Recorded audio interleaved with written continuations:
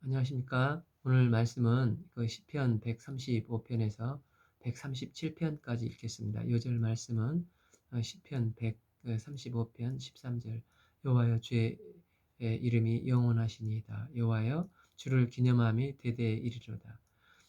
시편 135편에서 7편은 성전에 올라가면서 부르는 노래와 같은 이제 에필로그, 부록과 같은 세 편의 시편입니다.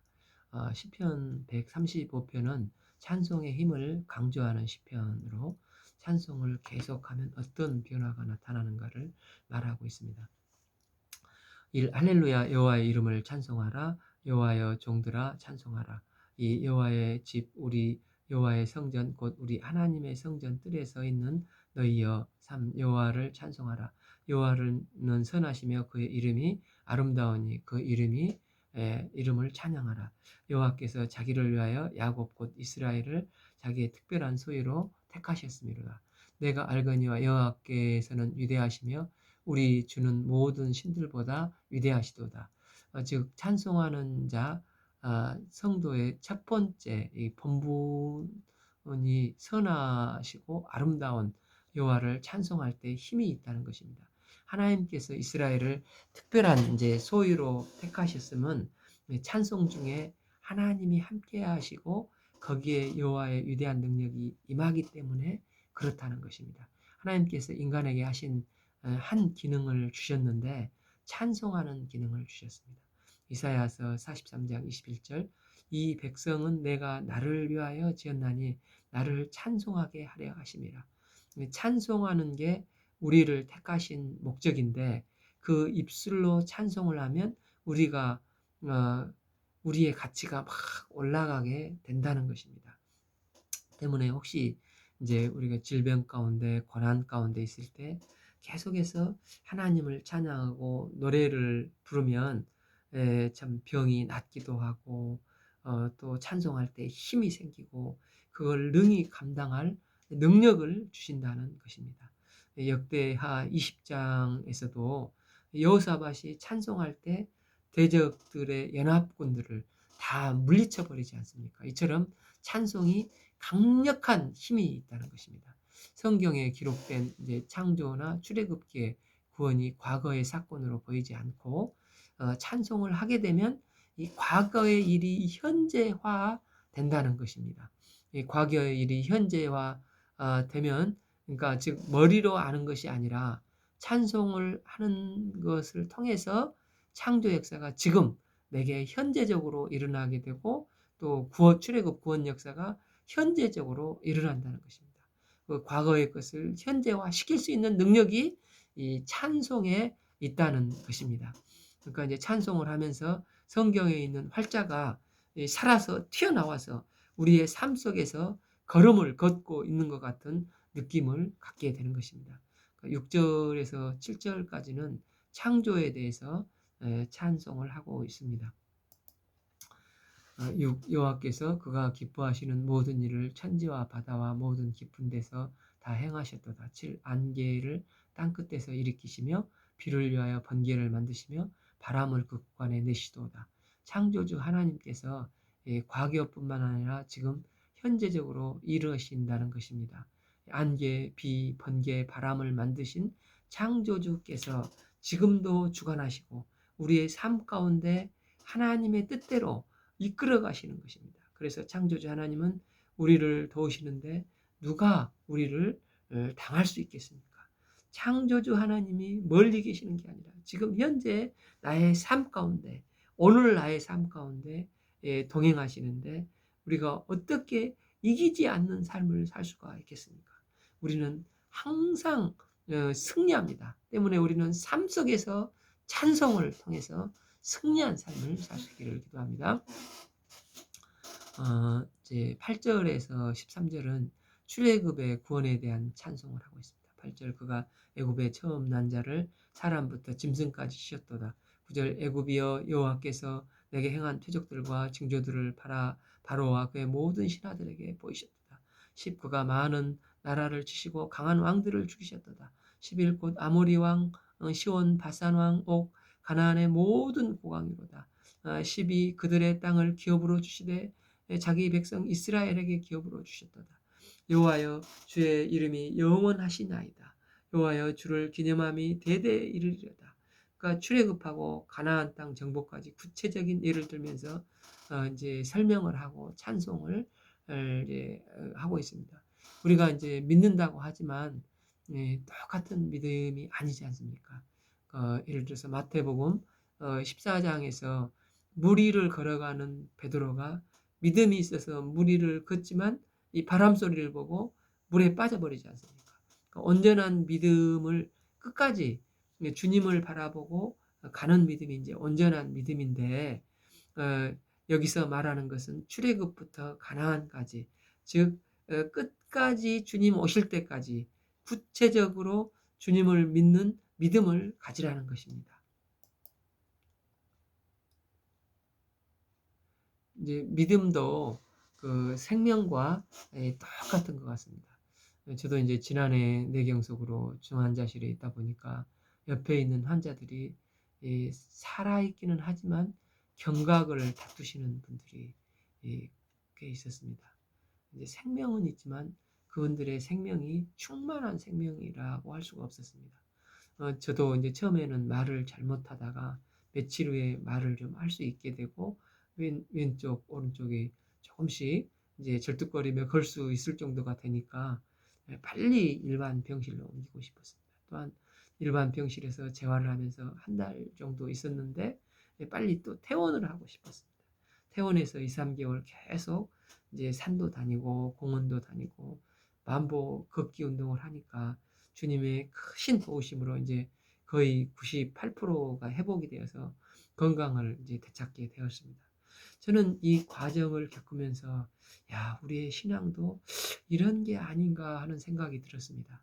이제 주님을 믿기는 믿는데 중환자실의 믿음으로 오락가락한 중환자실에 누워있는 신앙생활을 할 수도 있다는 것입니다. 그러다가 이제 찬송을 하게 되면 이제 일반 병실로 옮기게 되고 또 강력한 또 찬송을 하게 되면은 예수님을 의지해서 이제 퇴원을 할 수가 있습니다.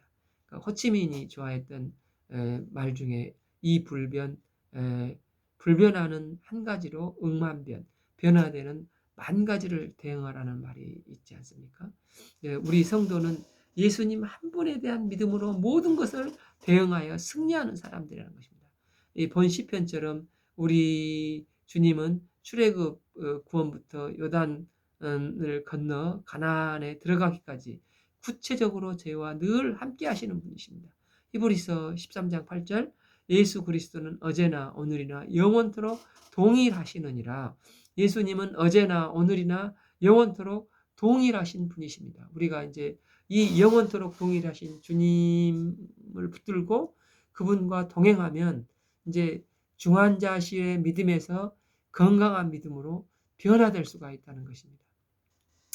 이제 그분의 은혜를 기억하며 또 찬송하고 찬송을 하면 현재적으로 나와 동행하시는 주님을 로 인해서 건강한 믿음을 덧입게 되고 이제 중환자실에서 오락가락한 삶이 이제 구체적이고 현재된 건강한 믿음의 삶을 능력 있는 삶을 살게 된다는 것입니다. 우리가 찬송을 통해서 현재 살아계신 주님을 믿고 늘 체험해가는 삶을 사시기를 기도합니다. 14절 여호와께서 자기 백성을 판단하시며 그의 종들로 말미암아 위로를 받으시느니라. 하나님도 그러니까 하도 이상하게 믿는 사람들이 많아서 위로가 필요하신 분이신 것 같습니다. 그런데 이제 우리가 찬송을 할 때 하나님께서 위로를 받으시고 기뻐하신다는 것입니다. 이제 스바냐 3장 17절에서 너희 하나님 여호와가 너희 가운데 계시니 그가 너로 말미암아 기쁨을 이기지 못하시며 너로 말미암아 즐거이 부르며 기뻐하신다고 했지 않습니까? 이처럼 하나님은 위로를 받으시고 기뻐하시는 분이십니다. 하나님은 찬송을 할 때 그렇다는 것입니다. 때문에 하나님의 백성들이 해야 될 일은 끊임없이 노래하고 주님을 찬송하는 것입니다. 이 찬송이 우리의 신앙을 건강하게 하는 힘이 있습니다. 우리가 반복해서 찬양을 부르게 되면 머리에서 가슴으로 또 가슴에서 영으로 나가는 찬양을 부르게 됩니다. 그때부터 내 영혼의 새 노래가 되어서 찬송이 일을 하기 시작합니다. 찬송이 일을 하는 주님의 거룩한 종들이 되기를 기도합니다. 또한 찬송을 하면 자기 중심적인 것을 깨버리고 우상을 파괴하는 힘이 있다는 것입니다. 15. 열국의 우상은 은금이요 사람이 손으로 만든 것이라.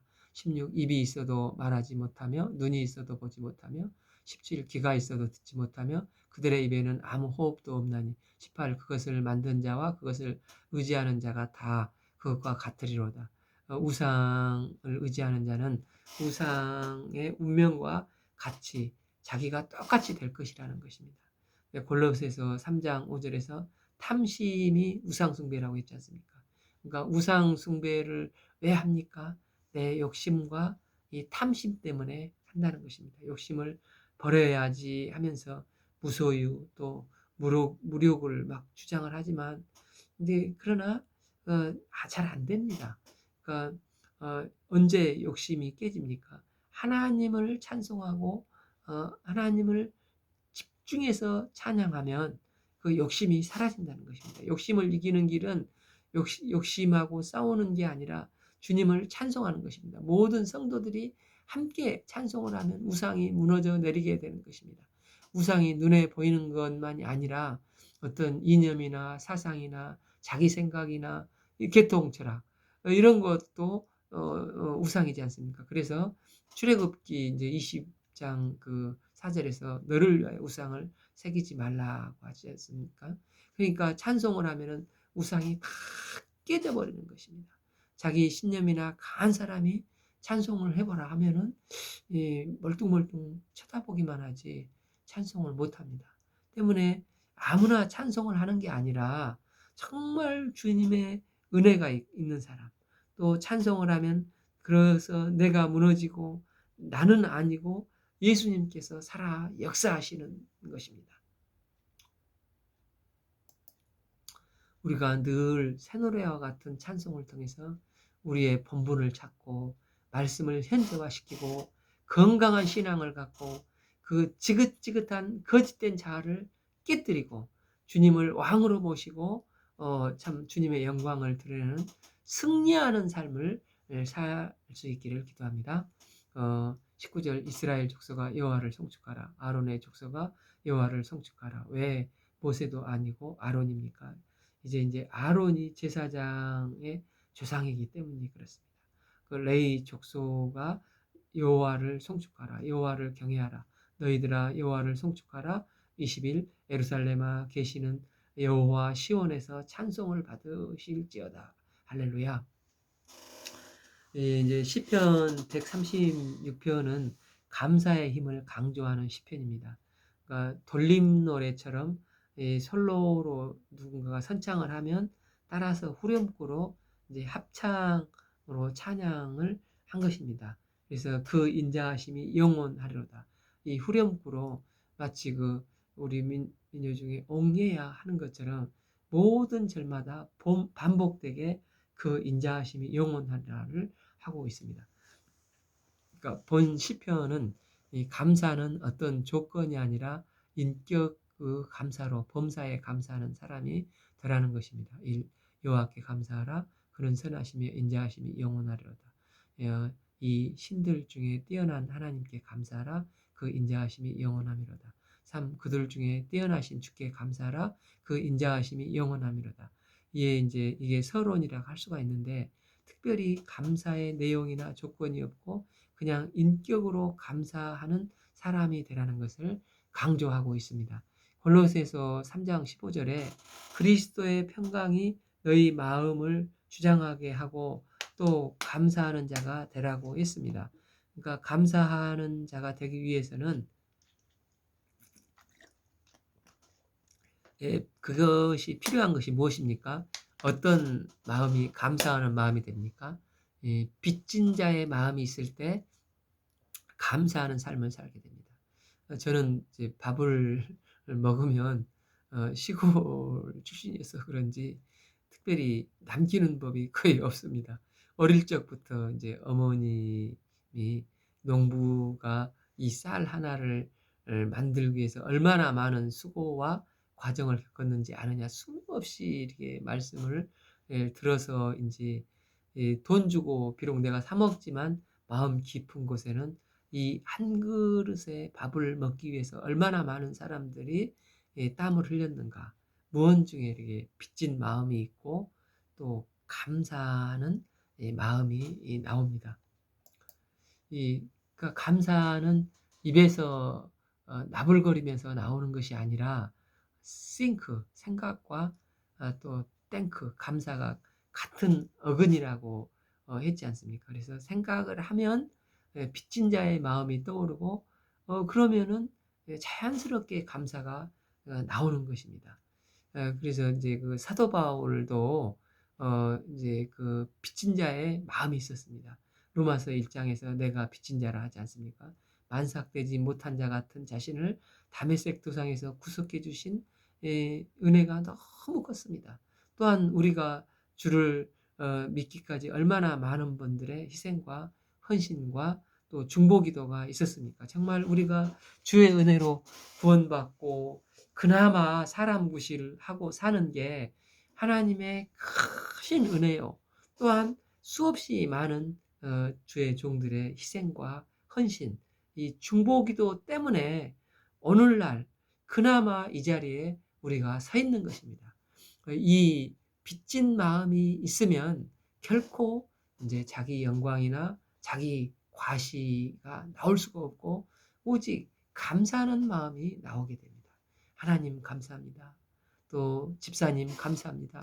또 회사 내 수고를 해주시는 1:1 목자님, 팀 목자님 감사합니다. 끊임없이 중보기도해 주신 모교회 감사합니다. 중보기도해 주신 수많은 여러분들께 감사합니다. 나는 정말 빚진 자입니다. 때문에 저는 범사에 감사하는 삶을 살 수밖에 없습니다.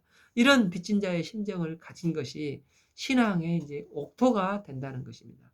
거기서 30배, 60배, 100배의 결실을 맺고 그분의 영원하신 인자하심에 거한다는 것입니다. 홀로 기이한 일들을 행하시는 이에게 감사하라. 그 인자하심이 영원하심이로다. 오 지혜로 하늘을 지으신 이에게 감사하라. 그 인자하심이 영원하미로다. 땅을 물 위에 펴신 이에게 감사하라. 그 인자하심이 영원하미로다. 7.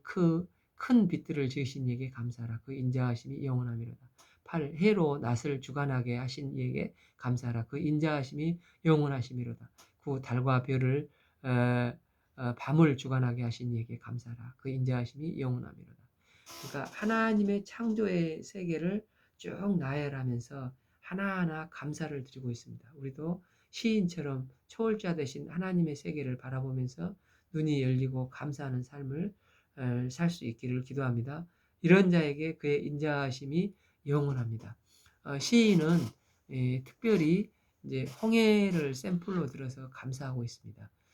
애굽의 장자를 치신 이에게 감사하라. 11. 이스라엘을 그들 중에서 인도하여 내신 이에게 감사하라. 그 인자하심이 영원하미로다. 12. 강한 손과 펴신 팔로 인도하여 내신 이에게 감사하라. 그 인자하심이 영원하시리라. 13. 홍해를 가르신 이에게 감사하라. 그 인자하심이 영원하미로다. 출애굽의 이스라엘은 앞에는 홍해에 막혔고 뒤에는 이제 애굽의 첨단 군대의 추격을 받으면서 진퇴양난이 되었습니다. 절대 절망의 순간에 놓이게 되어 있지 않습니까? 그런데 인자하신 여호와께서 홍해를 가르시고 바다를 육지같이 통과하게 하시고 애굽 군대를 엎어뜨렸습니다. 이것에 대해서 감사하라는 것입니다. 14. 이스라엘을 그 가운데로 통과하게 하신 이에게 감사하고 15. 바로와 그 군대를 홍해에 엎드리게 하신 이에게 감사하고 이제 감사를 하라는 것입니다. 16. 그의 백성들을 인도하여 광야를 통과하게 하고 17. 그 왕들과 그 유명한 왕들과 19. 아모리 왕 시온을 죽이시고 20. 바산 왕 옥을 죽이시고 20일 그들의 땅을 기업으로 주신 이에게 감사하라. 광야 생활과 가나안 정복을 말하고 있습니다. 여기서 큰 왕과 유명한 왕이라고 했습니다. 우리가 하나님의 은혜로 이제 많은 축복을 받게 됩니다. 축복을 받게 됩니다. 다음에 이제 물질도 또 뭐 권위도 이제 권력도 많아지고 내가 이제 커지게 되면 이상하게 다른 사람이 작게 보일 수가 있다는 것입니다. 나는 이제 예를 들어서 이제 부자가 5만 원은 별로 크지가 않는데 상대방은 온종일 알바를 해서 겨우 이제 5만 원, 10만 원을 벌지 않습니까? 이처럼 이 돈이 있고 또 권력이 있고 위치가 커지면은 그 사람은 악의가 없어도 이제 그 사람이 가는 곳마다 힘이 있을 수가 있다는 것입니다. 그 자체가 또 어떤 경우에는 폭력이 될 수가 있습니다. 때문에 하나님 앞에 감사하는 자가 되면 이 폭력이 녹아나고 제어가 된다는 것입니다. 때문에 그 사람은 조심하면서 빚진 자의 심정으로 감사를 해야 한다는 것입니다. 힘이 있는데 감사가 없으면 언제나 위험한 지경에 빠지기 쉽습니다. 때문에 하나님께서 축복을 주셨을 때 감사하는 마음, 또 찬송하는 자세를 가지면 폭력적이 제어가 되고 이제 안전하고 능히 이길 수 있는 주님의 종이 될 수 있다는 것입니다. 23 우리를 비천한 가운데서 기억해 주신 이에게 감사하라. 그 인자하심이 영원하심이로다. 24 우리를 우리의 대적에서 건지신 이에게 감사하라. 그 인자하심이 영원하심이로다. 25 모든 육체에 먹을 것을 주신 이에게 감사하라. 그 인자하심이 영원하리로다. 26 하늘에 하나님께 감사하라. 그 인자하심이 영원하심이로다.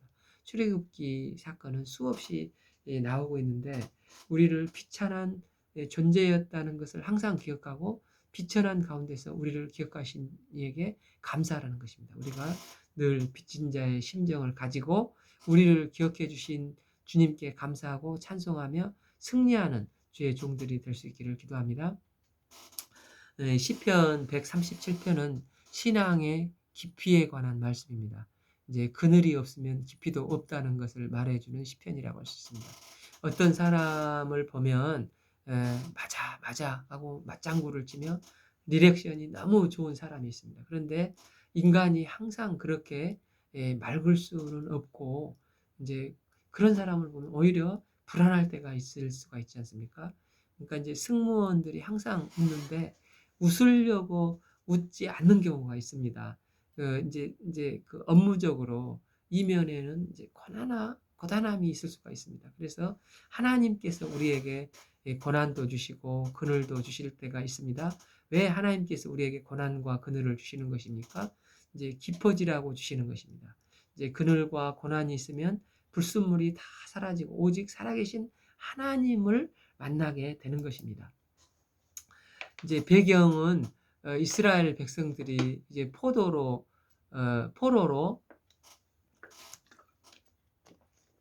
바벨론에 이제 끌려갔습니다. 포로가 무엇입니까? 이제 말도 다르고 노예로 이제 끌려감으로 현실은 참담합니다. 흥선대원군이 이모군란 때 이제 천진으로 이제 끌려갔었는데 6개월 만에 이제 조선 사신을 만나서 첫 한마디가 조선간장 갖다 달라고 했다 합니다. 그래서 그 조선간장 한 병으로 너무 포로로 끌려갔는데도 기뻐했다는데 그 대원군이 이 정도인데 노예로 끌려갔으니 얼마나 비참한 상황이었겠습니까? 우리가 바벨론의 여러 강변에 앉아서 시온을 기억하며 울었도다. 이제 유프라테스, 티그리스 강변은 뭐 서울의 그 양수리 같은 데가 아니라 자주 범람을 해서 이제 수몰지구처럼 사람이 살 곳이 못 되고 곰팡이만 나는 음습한 곳으로 이제 노예를 동원해서 복구시키고 또 그곳에 거주를 하는 것입니다. 그들은 이 바벨론 강가에서 고향을 생각하면서 울었다는 것입니다. 그 중에 버드나무에 우리가 우리의 수금을 걸었나니 버드나무는 휘청거려서 고개를 숙이고 축축 처진 모습이 노예로 끌려온 이스라엘의 모습이라는 것입니다. 거기에 수금을 걸었는데 이는 우리를 사로잡는 자가 거기서 우리에게 노래를 청하며 야 노래 불러봐 하면서 조랭을 하는 것입니다. 옛날에는 이 나라 간의 전쟁을 신들의 전쟁으로 인식을 했는데 이스라엘이 철저히 패배했기 때문에 그들이 생각하기에는 이 바벨론의 마룩신과 이제 하나님과 싸워서 하나님이 진 걸로 이제 착각을 하고 있기 때문에 조롱을 하면서 니네 신에게 찬양한다며 한번 불러봐. 그, 막 기분 좋게 찬송을 한번 해봐.